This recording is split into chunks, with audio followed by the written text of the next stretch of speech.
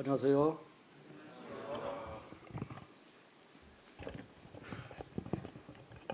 정태용 형제입니다. 오늘 제가 성도님들과 함께 나누고자 하는 말씀은 다니엘서입니다. 제가 이제 퇴직한 지가 한 7년 됐죠. 얼마 전에 그 옛날에 같이 근무했던 아직 현직에 있는 그 직원들과 한 번씩 이렇게 만난 적이 있습니다. 그 직원들이 옛날에 제가 하나님을 처음 믿고 영접했을 때 여러 가지 어려움과 그 고난의 시기를 겪었을 때 그 직원들하고 이제 그 차를 마시면서 지금은 이제 하늘나라 가신 이성자 자매님께서 제가 이제 그런 교제를 아마 구역 집회에서 그런 말씀을 드린 것 같아요. 힘든 일, 어려운 일, 고난의 시간. 그럴 때 그 자매님께서 이 다니엘서에 그 다니엘이 사자굴에 들어갔을 때 그런 내용을 말씀을 해 주셨는데 몇 번 이 말씀을 그냥 이렇게 보기는 봤지만 직원들과 이렇게 만나서 옛날을 되돌아볼 때 그 자매님이 저에게 말씀해 주셨던 그 다니엘의 사자굴, 이 말씀이 생각이 나서 다니엘서를 이렇게 좀 전체적으로 12장까지 있죠. 서너 배를 걸쳐서 이제 읽으면서 제가 느꼈던 것, 그리고 다니엘서를 어떻게 이해하느냐, 또 다니엘을 통해서 하나님께서 이 세상을 어떻게 주관하시고 하나님의 권능을 통해서 어떻게 역사하신다는 내용들을 묵상하고 알게 되었습니다.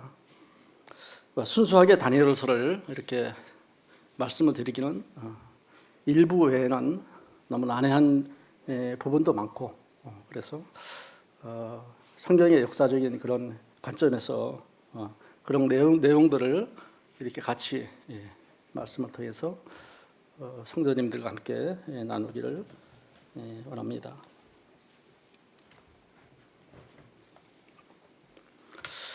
저는 오늘 주제 말씀을 다니엘의 기도와 하나님의 권능에 대해서 이렇게 정해봤습니다. 먼저 다니엘서의 개요에 대해서 간략하게 말씀을 드리겠습니다. 다니엘서는 6장까지 말씀이 바벨론의 1차 포로와 그리고 다니엘과 소년들의 왕궁 교육, 그리고 다니엘과 세 소년들이 겪는 그 두 사건이 있죠. 블루볼과 사자굴 사건, 그리고 세 번째로 바벨론의 멸망과 그 이후에 전개되는 메대와 바사, 페르시아 제국의 확장되는 그 과정들을 기록하고 있습니다.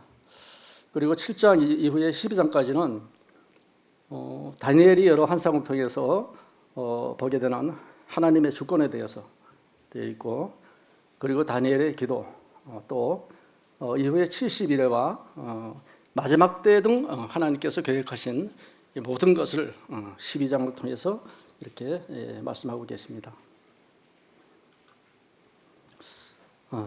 남은 유다를 둘러싼 그 주변의 강대국들의 그 역사적인 정세를 보면은 사실 그 아수르가 먼저 강대국에 위치해서 주전 722년에 북이스라엘을 멸망을 시키죠.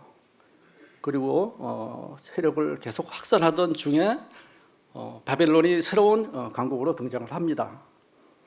그럴 때 또 바벨론이 아수르를 공격을 하게 되고, 또 남유다 밑에 있던 애굽이 바벨론의 그 의도를 알기 때문에, 의도는 뭐냐면은 이집트, 즉 애굽이 많은 곡창 지대를 갖고 있기 때문에 바벨론의 입장에서는 애굽이 탐이 났겠죠. 그래서 아수르를 공격한 이후에 애굽까지 정복하겠다는 그런 야망을 아마 느부갓네살이 가지고 있었던 것 같습니다. 그래서 아수르를 공격했을 때 애굽이 아수르를 지원하기 위해서 당시에 그 애굽의 바로 느고 맞죠? 그 왕이 군대를 이끌고 북으로 올라갈 때 당시에 그 남유다의 그 좋은 왕, 율법을 국민들에게 읽도록 했던 좋은 왕 요시아입니까? 요시아가 군대를 이끌고 바로 유고를 제지하러 갔을 때 무기또에서 죽게 됩니다. 그러므로 그 요시아의 세 아들이 차례로 왕의 등극을 하지만 남유다는 결국 그 멸망의 길을 걷게 되는 것을 보게 됩니다. 애굽은 처음에 국민들은 남유다의 국민들은 백성들은 처음에 자신들이 보기에 좋게 보였던 여호아하스 둘째를 왕으로 영입을 했지만 애굽이 마음에 들지 않자 석 달 만에 그 왕을 폐위시키고 그리고 고분고분하게 왕을 이렇게 왕직을 수행할 수 있는 여호와김을 왕으로 추대를 합니다. 그때가 바로 바벨론이 남유다를 공략하던 시기였습니다.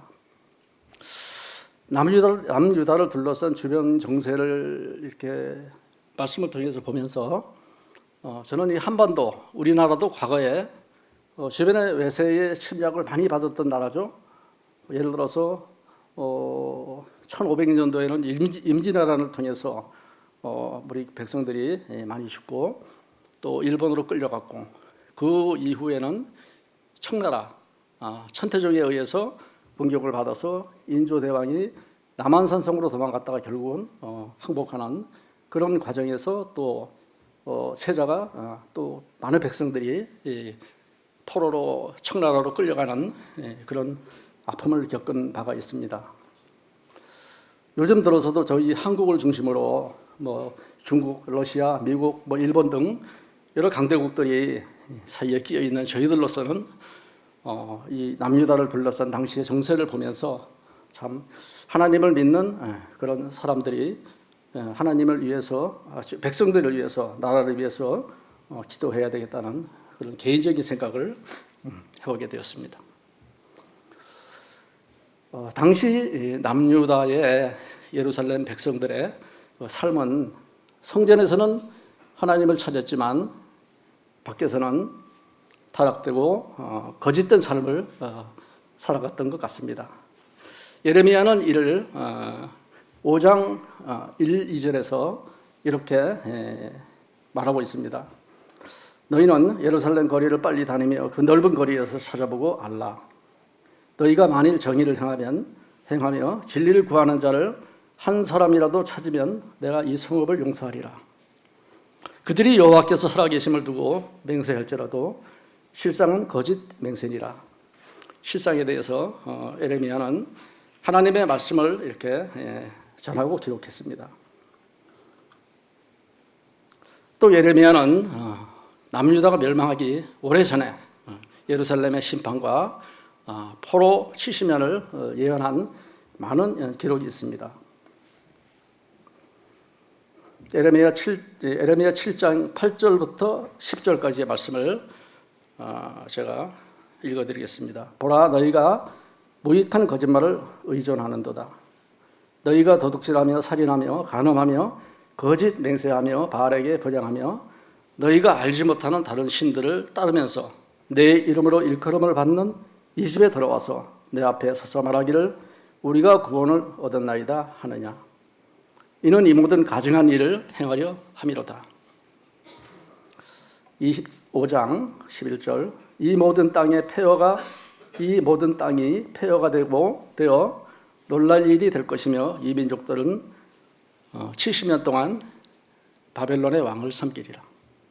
29장 10절 여호와께서 이와 같이 말씀하시니라. 바벨론에서 70년이 차면 내가 너희를 돌보고 나의 선한 말을 너희에게 성취하여 너희를 이곳으로 돌아오게 하리라. 하나님께서는 예루살렘 백성들의 악함을 바벨론, 페르시아를 통해서 심판하시게 되지만 결국 하나님께서는 그 백성을 멸절시키고자 함이 아니라 그 과정을 통해서 회복되어서 하나님의 백성으로 온전히 살아가기를 바라는 말씀인 것 같습니다. 바벨론 포로와 귀환의 역사를 이렇게 간략히 정리를 했습니다. 1차 포로나 귀환이나 전부 1, 2, 3차에 걸쳐서 잡혀가고 또 귀환한 거죠. 오늘 남유다의 그 여호와 김에 대해서 이렇게 잡혀가고 한 연도는 605년도입니다. 주로 1차 때는 왕귀족이 잡혀갔었고 2차에는 중산층이나 기술자들, 그리고 3차에는 자녀의 서민들이 대부분 잡혀가고 예루살렘에 그 농사를 지을 수 있는 일부 농군들만 남겨놓은 것으로 기록되어 있습니다. 귀환 역시 고레스 원년에 시작이 되어서 수룹바벨을 시작으로 약 4만 9천 명이 귀환을 했고 2차에는 남자 성인만 1773명인가요? 가족을 뭐 4, 5명으로 하면 한 9천만 명 되겠죠? 한 5분의 1 정도가 귀환을 했고 3차 귀환은 느헤미야가 주도를 했지만 숫자에 대한 기록은 없습니다. 제가 좀 빠른 것 같습니다. 바벨론 1차 포로에 대해서 말씀을 좀 드리겠습니다. 잘 아시다시피 1차 포로에는 여호와김 그리고 왕 귀족의 자녀들이 끌려갔습니다. 역대하 36장 6절의 말씀에 보면 여호와김은 약 11년간 왕위에 있었고 악한 그런 악행을 했다고 기록되어 있습니다. 당시 남유다의 느부갓네살에게 포로로 끌려갔을 때 그는 쇠사슬에 묶여서 끌려간 것으로 이렇게 기록되어 있습니다. 잘 아시다시피 예레미야가 그 두루마리의 그 말씀을 통해서 여호와김의 그 악행을 이렇게 기록하고 또 말해 주었을 때 여호와김은 예레미야가 기록한 그 두루마리 책을 가져오도록 해서 면도칼로 짝짝 이렇게 한 장씩 읽고 나면 딱딱 잘라서 불에 태웠다고 합니다. 그 이후에 예레미야를 죽이려고 했던 그 왕이 바로 여호와김입니다. 느부갓네살은 남유다를 공격을 하고 왕과 그 소년들을 데리고 갔을 때 하나님 성전에 있던 그 그릇들, 그러니까 제사를 지낼 때 그 쓰던 기구죠. 기구를 가져가서 신전에 자기들의 신전에 이렇게 보관을 했다고 기록되어 있습니다. 과거 고대 근동 국가들의 그 전쟁은 왕과 군대의 강함을 표면적으로 드러냈지만 그들의 내면에는 그들이 섬기는 신들이 강하고 약함에 따라서 전쟁의 승패를 갈리는 것으로 이렇게 인식하고 있었습니다. 결국 하나님의 성전을 기구들을 바벨론의 신전의 창고에 이렇게 가져가서 보관했던 것은 우리의 신이 예루살렘 백성들 너희들이 믿는 신을 이겼고 성전의 기구들을 볼모로 가져가서 우리가 보관하고 있다. 저는 그런 생각을 해보게 되었습니다. 바벨론으로 끌려간 다니엘과 세 소년들은 약 3년간에 걸쳐서 교육을 받게 됩니다. 교육을 받으면서 가장 먼저 했던 게 그 이름을 이렇게 바꾼 거죠. 그 저희들도 보면은 한 지금으로부터 일제 강점기 때 일본 군들이 저희들을 장악을 했습니다. 해서 당시에 조선 총독부에서 국민들의 이름을 바꾸도록 강요를 했죠. 소위 이야기해서 창씨개명으로. 그래서 그 해에 한 7, 80% 정도의 국민들이 이름을 일본식으로 바꾼 걸로 알고 있습니다. 이름을 바꾸지 않으면 뭐 학교 교육, 입학 등에서 불이익을 주었기 때문에 어쩔 수 없이 이름을 바꿨다고 합니다. 다니엘과 세 소년의 이름은 결국 그들은 율법의 정신을 말살하려는 그런 의도가 아니었나 생각을 합니다. 다니엘은 예루살렘의 남유다의 입장에서는 이름이 하나님은 나의 심판자 이렇지만 벨드사살이라는 이름은 마르두기여 당신 아들을 보호하소서. 그리고 하나나네는 여호와는 은혜로우시다 이런 이름이었지만 사두락 달의 신 아쿠의 명령이다 이렇게 바꾸고, 미사엘은 하나님과 같은 자 누구인가를 메삭 아쿠신과 같은 이가 어디 있느냐. 그리고 아사랴의 경우는 여호와께서 도우셨다 이런 의미의 이름이지만 아벳느고 너는 느고신의 종이다 이런 식으로 계명을 하게 됩니다. 그런 이후에 이 소년들에게 바벨론 문명의 정체성을 주입시키기 위한 교육을 하게 되죠. 먼저는 바벨론 언어를 배우게 했고, 그리고 문명과 학문들을 이렇게 배우도록 했습니다. 당시 그 바벨론의 그 문명은 오래전에 메소포타미아로부터 이어졌던 천문학에 대한 그런 상당한 그런 자료들을 가지고 있었고, 당시에 그 천문학자들이 국정 왕의 나라를 운영하는데 많은 자문을 했던 것으로 알고 있습니다. 여기에 PPT 내용에 보시면은 이사야 39장 6, 7절의 말씀에 보시면은 특히 7절에 보시면은 태어날 자손 중에서 몇이 사로잡혀 바벨론 왕궁의 환관이 되리라 하셨나이다. 소년들의 교육을 주관했던 사람은 바벨론 왕궁의 환관장이었습니다. 환관이라는 말은 에스더가 그 왕으로 있을 때 옆에 내시들이 시중을 들었다고 말씀에 있는데, 결국 원어는 환관이나 내시나 똑같은 말입니다. 우리 한국의 조선 이후에 이전에 그런 왕궁에서도 그 내시라는 그런 그 인물들이 드라마를 통해서 종종 보였곤 했습니다. 결국 환관이라는 이런 이름이 왕궁의 관료, 관리 이런 이름으로 이렇게 했겠지만, 일부 학자들은 확인되지 않은 거니까 그냥 말씀만 드리겠습니다. 참고만 하시면 될 것 같습니다.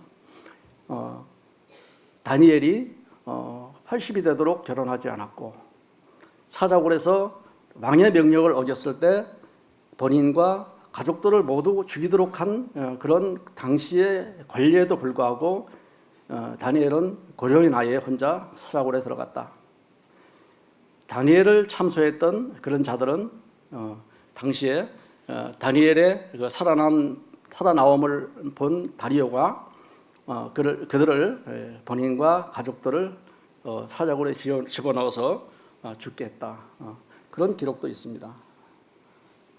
이런 내용들을 성경 말씀에는 없지만 그런 주장을 하는 사람도 있다는 내용을 참고하시면 될 것 같습니다.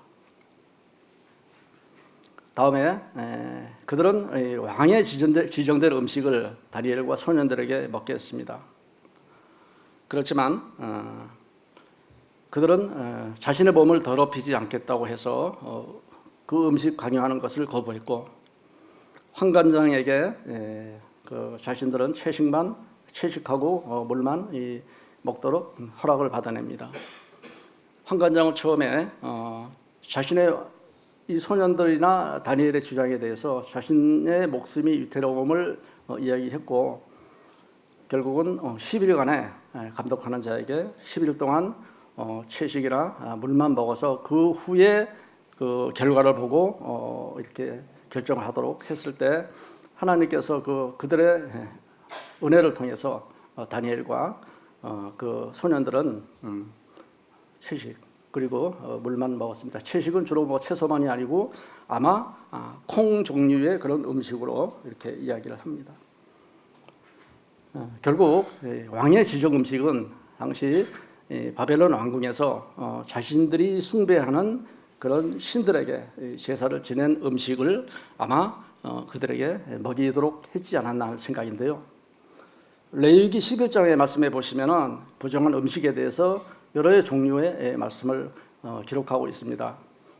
그런 내용들을 참고하시면 좋겠습니다. 다음은 다니엘과 소년들이 경험한 하나님의 권능에 대해서 생각을 했습니다. 다니엘과 소년들은 시련의 순간에 그리고 그 시간에 하나님을 찾고 기도할 때 하나님께서 함께 하셨던 것을 보게 됩니다. 왕궁에서의 그런 고난, 그리고 또 다니엘서 2장에 보면은 느부갓네살이 자기가 꿈을 꾸고도 꿈 내용도 모르면서 박수와 술객들을 불러 모아서 꿈의 내용을 이야기하고 또 그 내용을 해석하라고 요구했을 때 결국은 모든 지혜자를 죽이도록 느부갓네살이 명령을 했고, 그 지혜자 안에 다니엘과 그 세 소년도 포함이 되어 있습니다. 그럴 때 다니엘이 느부갓네살에게 자신이 시간을 주면은 꿈을 해석하겠다고 한 뒤에 세 소년을 찾아가서 함께 기도할 것을 요청을 합니다. 세 소년과 다니엘이 기도했을 때 하나님께서는 환상을 통해서 느부갓네살이 알지도 못하는 그런 꿈을 알게 해주셨고, 또 그 꿈을 해석하게 함으로써 결국은 느부갓네살이 다니엘에게 절하는 그런 내용과 너희들이 믿는 하나님을 찬양한다는 내용들이 기록되어 있는 것을 보게 됩니다. 또한 다니엘과 소년들은 그 왕궁에서 교육 이후에 여러 고난과 시련의 시간을 가졌지만 그 본인이 다니엘은 높은 관직에 올라갔고, 세 소년도 다니엘을 통해서 지방의 고위 관리로 이렇게 일하고 있다는 내용들이 성경에 기록되어 있습니다. 다음에는 풀무불 앞에 있었던 세 소년들의 용기에 대해서 이렇게 한번 생각을 했습니다. 다니엘서 3장 17절 말씀을 잠깐 보실까요? 3장 17절.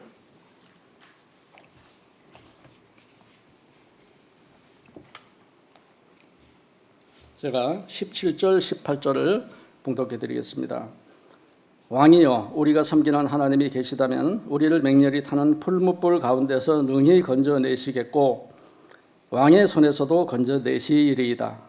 그렇게 하지 아니하실지라도 왕이여, 우리가 왕의 신들을 섬기지도 아니하고 왕이 세우신 금신상에 절하지도 아니할 줄을 아옵소서. 17절의 말씀에 보시면은 우리가 섬기는 하나님이 계시다면, 소년들은 하나님 두려움 가운데 확실한 그런 믿음의 그 생각들을 표현하지 못한 것 같습니다. 혹시 우리가 섬기는 하나님이 계시다면 100% 확신을 못한 것 같죠.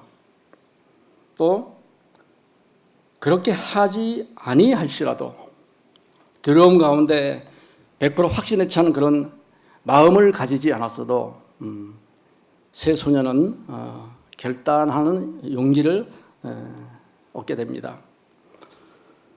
이것은 아까 말씀드렸듯이 2장에서 다니엘이 느부갓네살로부터 죽음을 당할지 모르는 상황에서 친구들을 찾아가서 함께 기도하게 되고, 하나님께서 다니엘을 통해서 느부갓네살에게 꿈의 이야기와 해석을 해주게 되면서 상황은 반전이 되고, 느부갓네살이 하나님을 찬양하고 그리고 높이는 그런 경험을 통해서 소년들이 용기를 얻지 않았나, 저는 그렇게 생각합니다.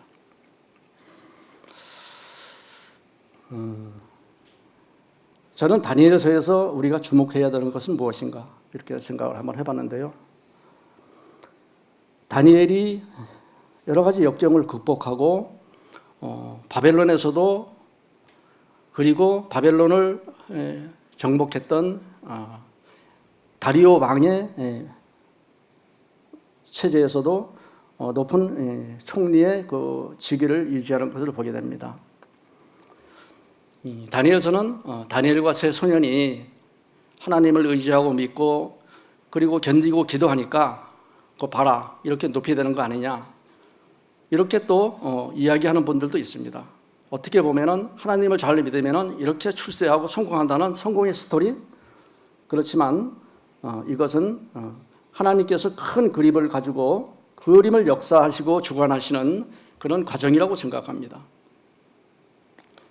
핵심은 세상 만사를 주관하시는 하나님께서 다니엘을 통해서 세 소년을 통해서 그리고 이스라엘을 침공했던 바벨론이나 페르시아를 통해서 역사하신다는 것이고 결국 세상을 주관하시는 분은 하나님이시고 그런 과정에서 하나님께서 크신 역사를 드러내신다는 그런 말씀으로 저는 이해를 하게 되었습니다. 다음에 다니엘이 9장하고 10장에서 보면은 기도 후에 본인이 환상을 보게 됩니다. 셋째 환상, 넷째 환상 되는데 다니엘서 9장 말씀을 잠깐 보겠습니다.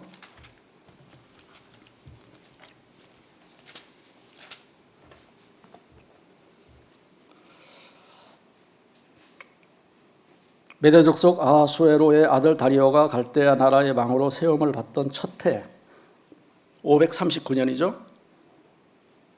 곧 그 통치 원년에 나 다니엘이 책을 통해 여호와께서 말씀으로 선지자 예레미야에게 알려주신 그 연수를 깨달았나니 곧 예루살렘의 황폐함이 70년 만에 그치리라 하신 것이니라.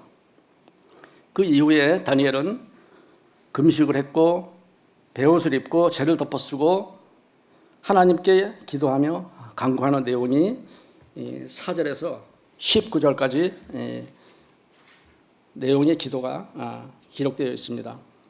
기도의 주 내용은 유다 백성들이 성전을 향해서 여호와를 외쳤지만 현실에서는 하나님을 삶의 주관자로 또 주인으로 이렇게 섬기거나 인정하는 것을 행하지 않았던 그런 죄에 대해서 회개하는 내용입니다. 용서를 구하고 이 기도를 통해서 다니엘은 우리라는 단어를 33번을 사용합니다. 사실 다니엘이 죄를 지은 건 없죠. 본인은 오히려 어린 나이에 바벨론으로 끌려간 피해자인데 그렇지만 다니엘은 이스라엘 백성들의 한 소속으로서 우리라는 단어를 사용함으로써 하나님께 용서하고 구하는 그런 기도를 드린 것입니다. 이 기도는 에스라가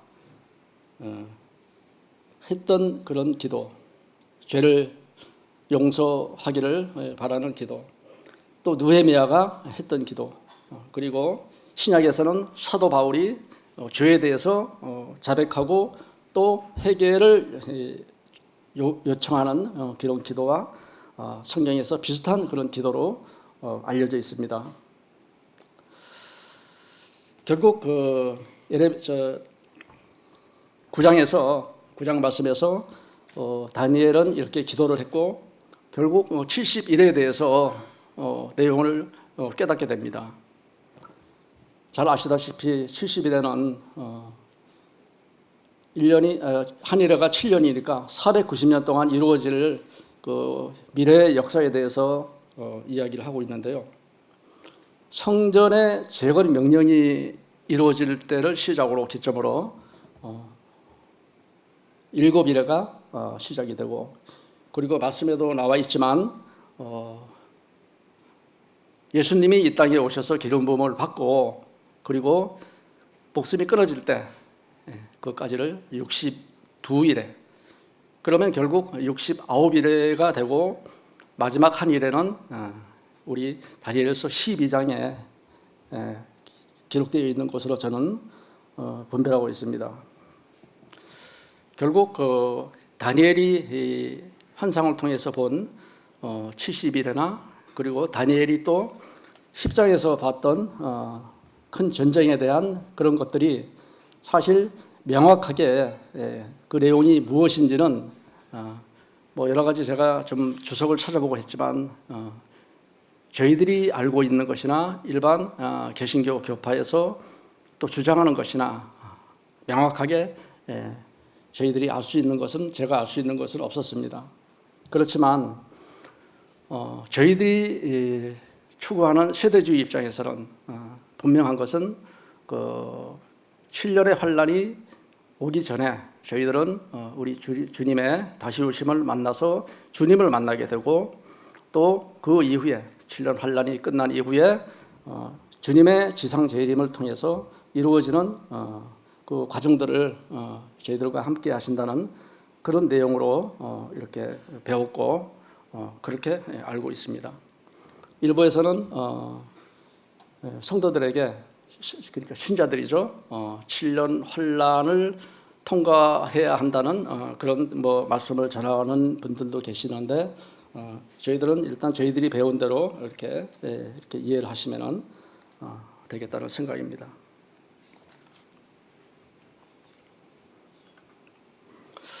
다음은 하나님의 주권과 심판에 대해서 말씀을 드려보겠습니다.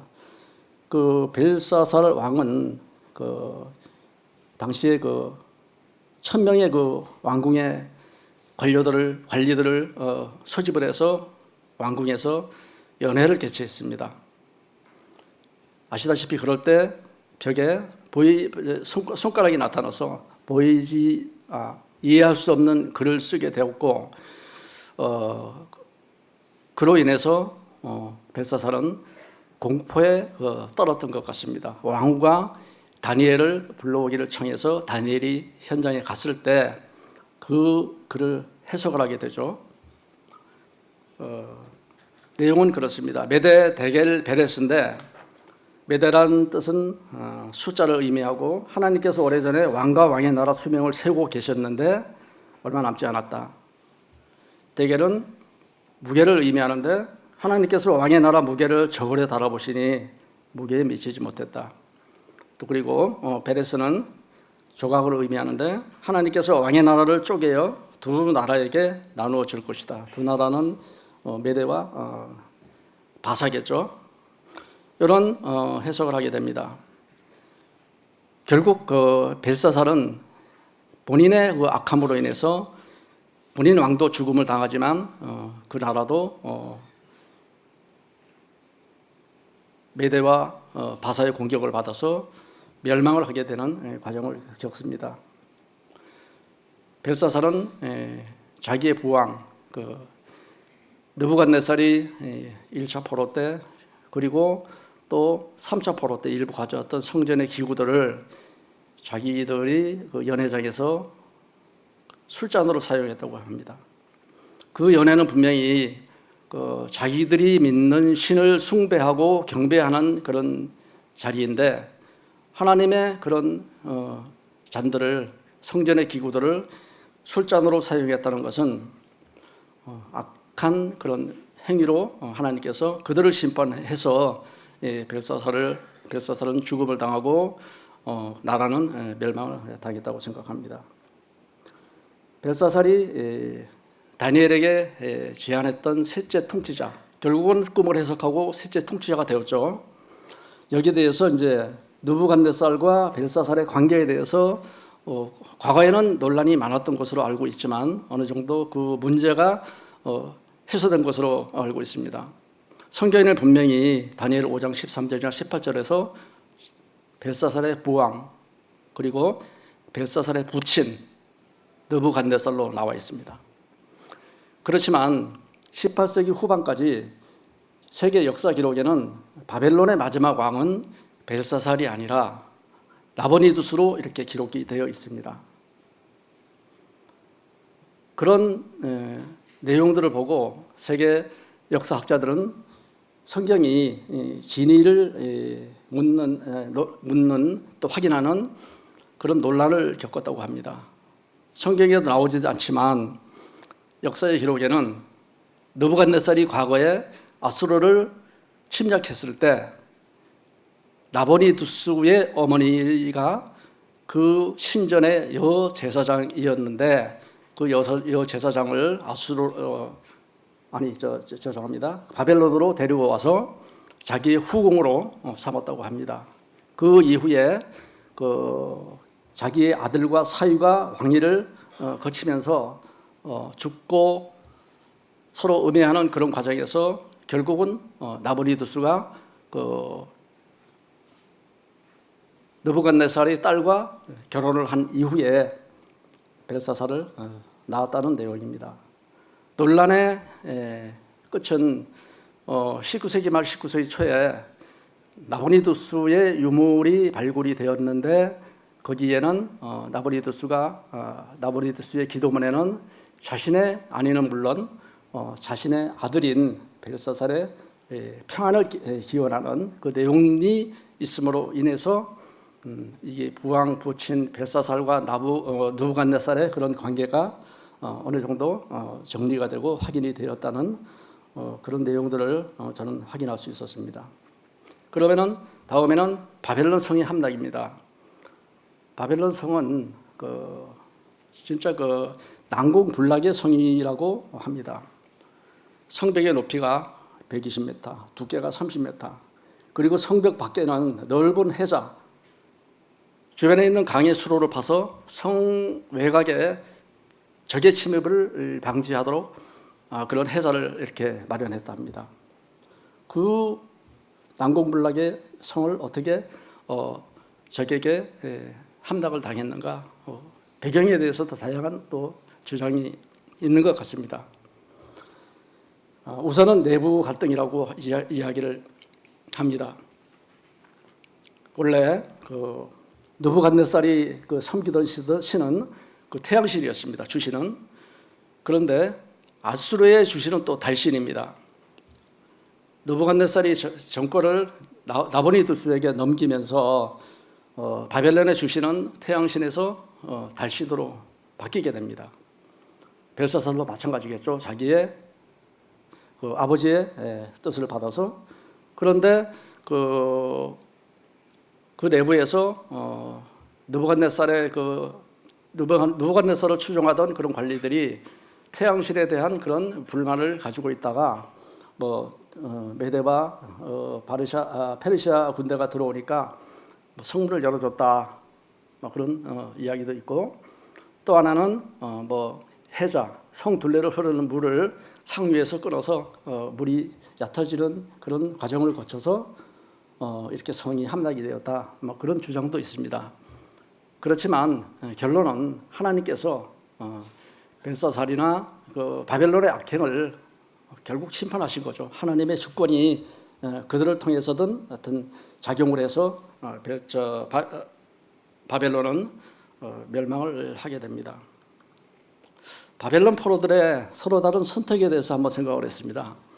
시편 137편에 보시면은 바벨론 강가에서 시온을 바라보며 눈물을 흘리는 그런 내용들이 있습니다. 그들은 노래하는 사람이었는지 수금을 연주하는 자였는지는 모르겠지만 아마도 성전에서 하나님을 찬양할 때 찬양을 했고 악기를 연주했던 사람이 아니었던가 생각합니다.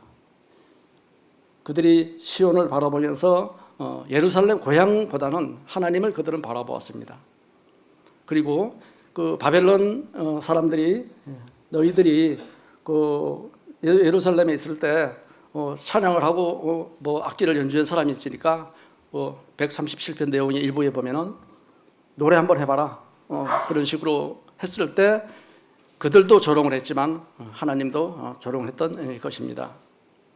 그들은 그들의 입에서 우리가 혀가 입천장에 붙고 손목이 고장이 나서 수금 연주를 못하더라도 자신들은 영적인 안식처인 시온을 선택하겠다, 그런 말을 하게 되는 것입니다. 어려운 가운데 예루살렘을, 하나님을 생각하는 그들의 마음을 보게 됩니다. 반면에 포로 중에는 오랜 시간이 걸려서 현지에서 태어난 포로의 후세들도 많이 있을 겁니다. 그들은 어렵게 힘들게 얻은 생활 기반을 버리고 예루살렘으로 돌아가기를 망설였던 것 같습니다.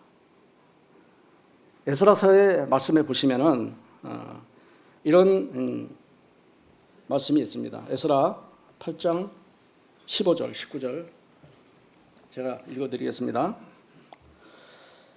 에스라가 그러니까 그 귀한 자 포로들을 데리고 그 출발하기 위해서 가다가 기록된 내용입니다. 내가 무리를 아하와로 흐르는 강가에 모으고 거기서 3일 동안 장막에 머물며 백성과 제사장들을 살핀 즉 그 중에 레위 자손이 한 사람도 없는지라. 이에 모든 족장 곧 엘리에셀과 아리엘과 스미야와 엘라단과 쭉 내용들이 있고요. 17절의 말씀해 보시면은 가시바 지방으로 보내어 그곳 족장 이또에게 나아가게 하고 이또와 그 형제 곧 가시바 지방에 사는 느디림 사람들에게 할 말을 일러주고 우리 하나님의 성전을 위하여 섬길 자를 데리고 오라 하였더니 우리 하나님 선한 손에 도우심을 입고 그들이 이스라엘의 손자 레이와 아들 말리의 자손 중에서 한 명철한 사람을 데려오고 또 세레바와 그의 아들들과 형제 18명과 그리고 식구자에서는 또 20명을 이렇게 데려옵니다. 부분적이겠지만 역사의 기록에 의하면은 많은 포로들이 끌려갔고 또 현지에서 후대들이 태어났지만 확인되지 않은 그런 포로 3차 포로까지 취합을 했을 때 많은 인원이 예루살렘으로 돌아오지 못하고 현지에서 살아갔다고 합니다. 왜냐하면 바벨론이나 페르시아는 문명적으로 발달이 되었고 그리고 속주민들도 그들의 종교든 문명이든 그들의 요구들을 들어주는 관용 정책을 폈던 것 같습니다. 그러니까 이 말씀을 볼 때 현지 삶에 만족한 거죠. 그러니까 그냥 눌러 살겠다는 사람들도 많았던 것 같습니다. 그리고 예루살렘을 택하기보다는 말씀드렸듯이 삶이 보장되는 페르시아, 즉 신앙을 택하기보다는 세상의 삶을 택했던 그런 것들이 아니었나 이런 생각을 해보게 됩니다. 마무리하겠습니다. 다니엘서를 보면서 예루살렘 백성들의 반복된 실수, 그럼에도 불구하고 하나님께서 그들을 영원히 심판하지 않으시고 그리고 그들에게 또 회복의 기회를 주시는 참 긍휼의 하나님을 저는 생각합니다. 저희들은 이런 것들을 반면 교사로 삼아서 마지막 때 우리 주님께서 언제 오실지는 모르지만 다시 오실 주님을 소망해야 된다고 생각합니다. 2000년 전 오셨던 우리 주님은 평범한 목수의 아들로 평범한 모습으로 오셨습니다. 그렇지만 다니엘이 봤던 그런 예수님 그리고 요한계시록 1장 14절에 또 반모섬에서 사도 요한이 보았던 예수님, 다시 오실 예수님은 심판의 예수님으로 영광 가운데 빛을 가지고 이 땅에 오실 것입니다. 우리들은 말세의 때 기도와 말씀에 의지하고 다시 오실 영광의 주님을 소망하는 삶을 살아가야 된다고 생각합니다. 두 번째, 믿음은 세상에 동화되고 종말의 메시지는 실종됐습니다. 세계 곳곳에서 들어보지 못한, 경험하지 못한 그런 재난과 전쟁과 그런 것들이 속출하지만 오히려 하나님을 믿지 않는 자들이 말세다, 종말이다 그런 말을 할 때 진정 믿는 자들은 무반응, 무덤덤한 그런 것들이 현실이라고 생각을 합니다. 저희들이 지난주 복음 집회를 했지만 여러 성도님들이 함께 기도하고 또 믿지 않는 자를 긍휼히 여기는 하나님의 그런 말씀을 전해서 그분들이 당장 구원을 받지는 못하지만 말씀을 들음으로 저희들이 또 함께 그런 일에 서로의 생각과 서로의 방법이 위치가 틀리다 하더라도 그런 부분에는 한 마음과 한 뜻으로 기도하고 그래서 저희들이 깨어서 말세의 때를 잘 분별해야 된다고 생각합니다. 우리는 이때에 무엇이 먼저인지, 우리가 선택해야 될 우선순위는 무엇인지 잘 생각해야 된다고 생각합니다.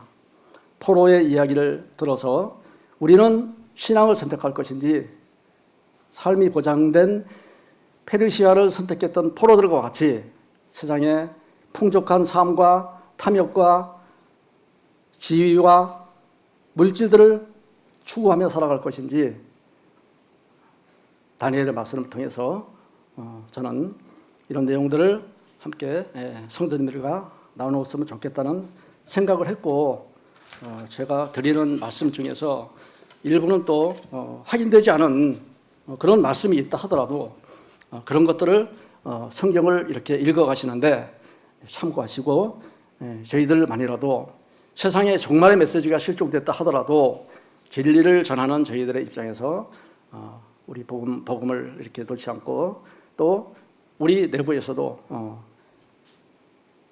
소위 극단적인 그런 종말론에 대해서는 저희들이 뭐 전에서도 뭐 추구해서도 안 되겠지만 다시 오실 주님을 바라보는 그러한 삶과 그러한 말씀을 통해서 저희들의 정신을 재정립하고 저희들이 선택된 하나님의 자녀들로서 그렇게 예루살렘처럼 타락한 도시가 아니라 성령이 넘치는 도시, 또 성령이 넘치는 교회로 주님을 바라보는 삶을 살아갔으면 좋겠습니다.